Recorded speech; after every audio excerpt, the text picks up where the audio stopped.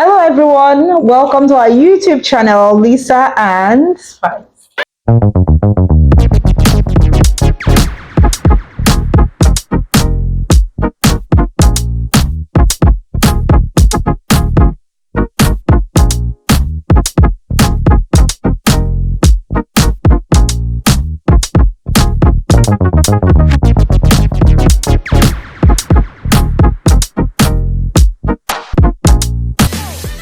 How we go and do this thing now? Hey!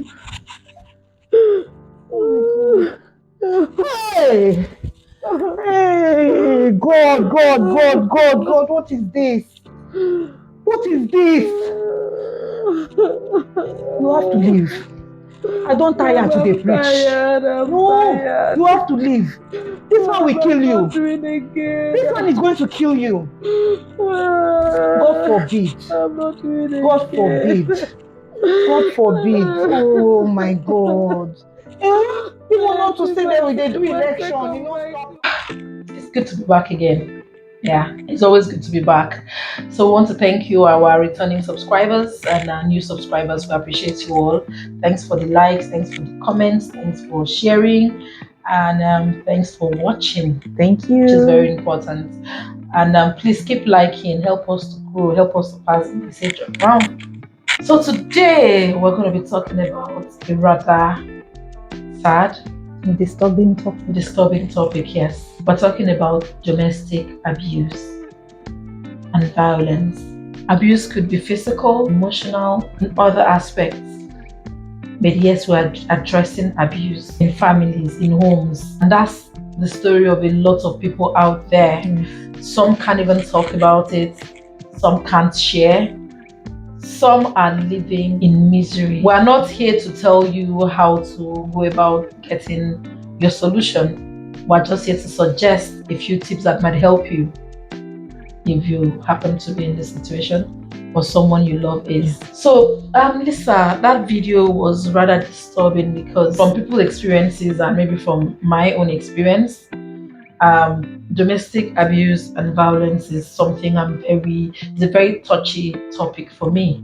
Domestic abuse, first of all, breaks your confidence as a person and destroys your self-esteem as a woman or a man going through it, because domestic violence is not men also gender go specific. Exactly. Men also go through this. True. So this deals brutally with your self-esteem, with your self-confidence. It gives you trust issues.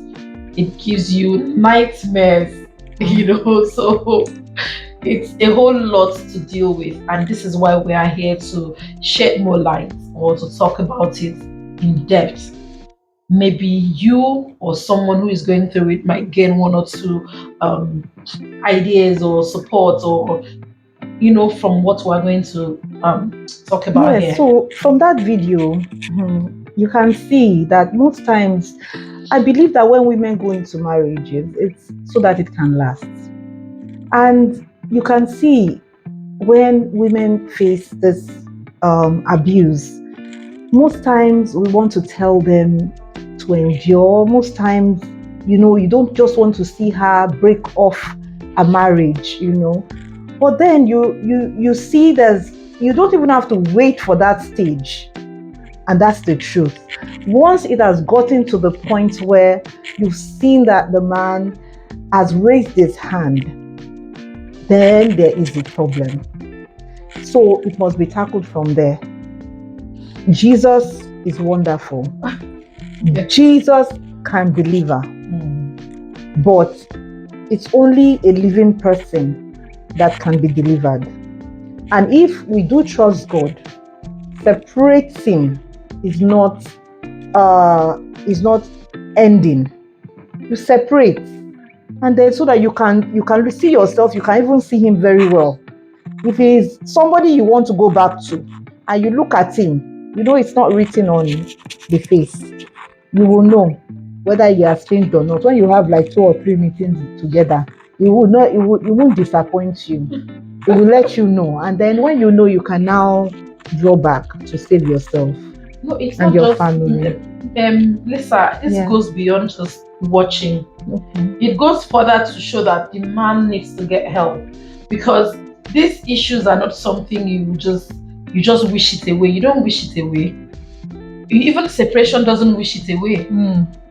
He needs to get help, or True. she needs to Yes. get help. Yes. In fact, the both of you need to get help, Help. Yes. because you are damaged psychologically and emotionally.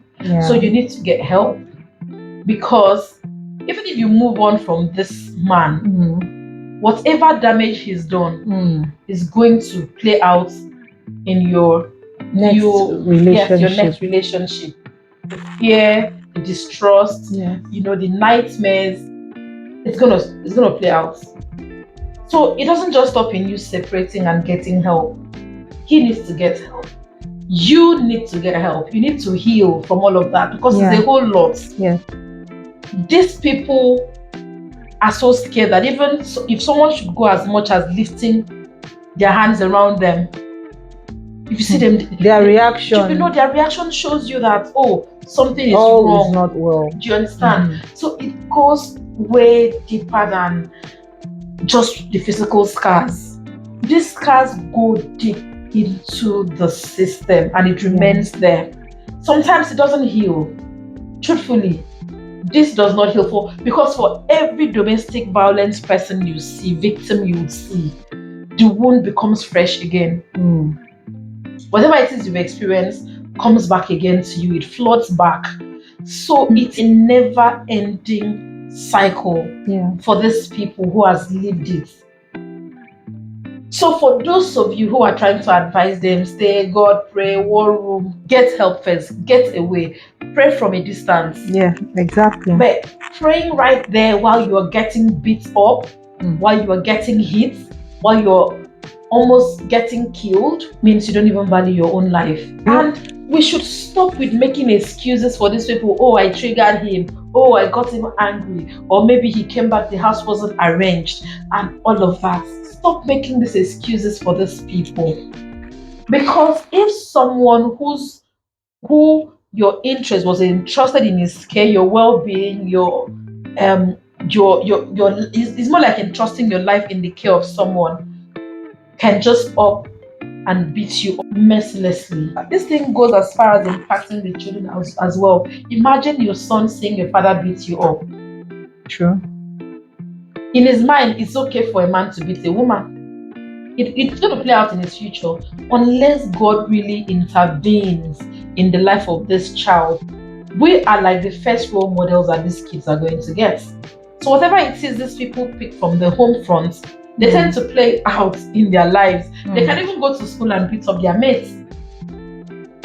Beat them up and like, yes, it's okay. I used to see my daddy beating up my mommy. But you can help these people make better decisions in their adult life by stepping away from these incidents and letting them know that it's not okay. Because when you step away, you're sending a message to the children that, yes, you're not supposed to settle for this. It is not okay for your husband or your wife to hit you. So this is a clear message you are passing. But when you stay and endure, you are telling your children that it is okay to condone it. It is okay to live with this barbaric behavior, because that's what it is. It is not okay. I'm here to tell you today, we are here to tell you that it's not okay to get beat up by your husband or your wife. And then to avoid the violence, like because I've heard of stories where the man, maybe during courtship and all that, never laid a hand on his girlfriend or fiance and all that. But then when you get into marriage, it's a different thing, because then marriage comes with a lot of pressures, you understand, and you're supposed to deal and work it out together.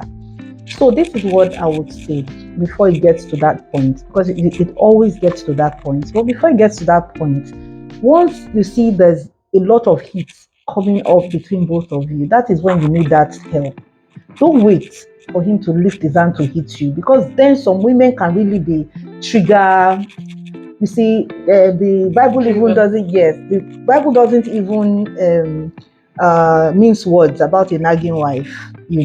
And yes, we want to blame the men if they carry their hands on it, but then you have the men that warn you, if you don't stop this, I will hit you. If you don't stop this, and then you keep raise his hand and hit you. Please don't even excuse it, because this same man will go out there, a fellow man will talk to him that way, he won't raise his hands. So why are you not raising your hand to the man outside? I'm not saying what he's doing is right. I'm saying that if there's a way to get help at that point, that means both of you are not on the same page. So what is causing these things? There are help. You can get counseling. Both of you can get counseling, and from there you will know whether it's working or not. Because if you can't, it's going to, it comes to, there's an agreement when you come to counseling. So if he doesn't agree with certain things with you, then that means when you get back, you are still going to be doing, if I raise my hand and slap you, if I raise my So I'm saying you can get that help before it gets to the beating part.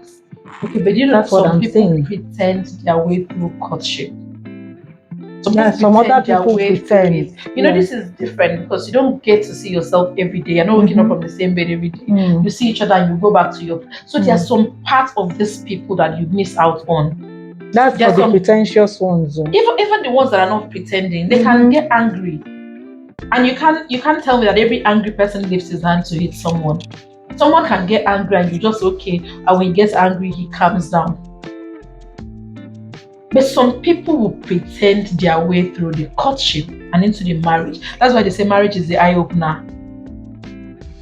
That's when you begin to see the side of them. Even someone that used to pretend that they don't fart, they will start farting in marriage because, see, finish has entered. That time they know that, okay, fine, you're not going anywhere. In their minds, you're not going anywhere. So yes, the fact that someone is calm during courtship is not a yardstick to measure how this person is going to be in marriage. So you need to do a little more. That's why you need to try it all out. Because let me tell you, someone that is bound to hit you will make a mistake during courtship. So show your real self. Don't hold yourself back. Be your real self in this courtship. Let everybody be their real self. Not because they're trying to get into marriage with a man, you pretend. And for the man, so not because they're trying to get to marry this chick, you now pretend to be who you are not. Then you now go into marriage and show this part of yourself that is detestful, that is appalling to someone else. This nightmare, this scary part of you. It is not okay to hit anybody. I grew up in a home where my father didn't as much as even raise his hands. Do you understand? So imagine now getting into marriage and someone is hitting you. It makes you begin to question a whole lot of things. You question, is it me? What is it about this? Did I make a mistake? You begin to question a whole lot of things. And the funny thing is that a lot of them are very unremorseful. A lot of them are very unremorseful about. In fact, they should be ashamed of themselves. If you even lift up your hands to hit a woman that cooks for you, your stomach is in this woman's hands. In fact, basically, your life is in this person's hands, and you have the mind to lift your hands to hit this person. You should be feared. I should fear this kind of person. So I'm here to tell you, get help. Parents, advise your children that it's okay to come back home before they will return your children back to you in a coffin, and then it's too late for you to do anything about it. Brothers, listen to you. It's not because of what you stand to gain from this man or all the financial benefits or opportunities you feel lies in wait for you that you cannot say the truth when it needs to be said. I'm not talking about the brothers that are far younger and they can't do anything. If your sister is getting hit and you feel that is okay and you're supporting it, you are part of the problem. I would always say one thing, because I've not seen, and that is when you trust God to bring that person to you. Most times we take decisions ourselves. See somebody, you like the person, you've not communicated with God yet. Even when people are telling you certain things, you don't want to know because you feel that what you've seen is okay for you. Now, I am always looking at how this can be avoided than you getting into it and then now thinking of solution out of it. In as much as we have a lot of failed marriages, if you do it on a proper foundation, it will strengthen the society. That is what it's supposed to do. Yeah. But you have a man, you have a woman, you have the children, and they learn that this is what they will eventually come into. Unlike when you have a father beating the mom, it's already a dysfunctional family. So you have the children they will be in that setback mode. So you see, we also want to guard against this. So if you know you are taking a decision to get married now, I would advise that you should do it on a proper foundation. And there are so many things online now regarding before marriage. Reverend Sam Oye. So he gives a lot of insights to the singles and even to the married, and to the married as well, on how to have a healthy, a successful relationship and marriage. Yes. So you need to tap into that. You need to go look for it and listen and be informed, because you can never have too much information when it comes to relationships and marriages. That's the thing. So you need all the help you can get to build before you get into it. Exactly. And then you realize you've made a mistake. You understand? Yeah. But then we need to even address our men of God as well, because a lot of them are the ones encouraging people to stay in these situations. You need to do better as a man of God and realize that God entrusted discipline to each other's care. You're supposed to love and protect and honor. And there is no place in love and honor that abuse should come in. In love and honor, there should be respect. There should be respect and there is protection. So there is no place for beating up someone as if you are in a boxing ring. There's no place for that. There's no place for violence. There's no place for disrespect. You can have disagreements. Yes. You can disagree, but in a healthy manner, and you come back together again and resume. But when physical abuse enters, you are doing it the wrong way, because I believe in all our religions, the Islam, the Christianity, and the rest of them, Buddhist and the rest of them, there is no one that would tell you to hit your wife. They always tell you to love your wife. They all have the same beliefs when it comes to how you treat your spouse.